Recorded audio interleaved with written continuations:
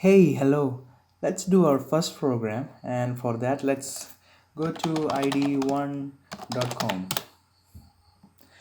We'll be using this temporarily for our programs because it saves our time, and even if you don't have a compiler, you can still run the program. This is an online compiler or an online IDE.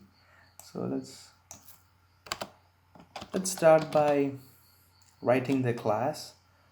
Let the name of the class be my first program and curly bracket open, write public static void main string args. You have to basically write this for every programs that you write. What this says to the computer is that this is the main.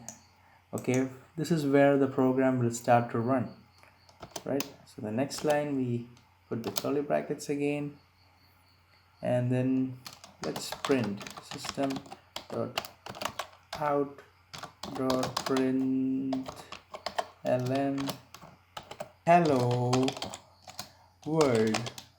Hello world, this is my first. So and let me run the program.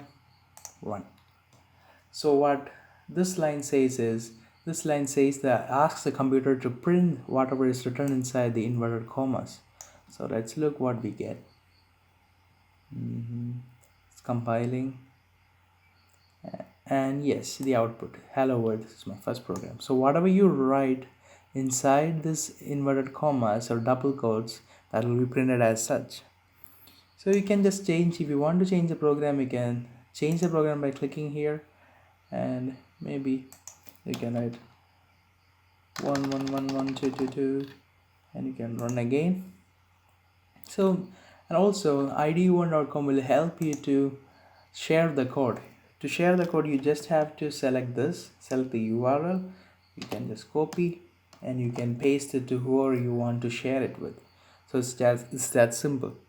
So check out my other videos in the channel, and if you love this tutorial to continue, please subscribe and press the bell icon to get notified. See you in the next video.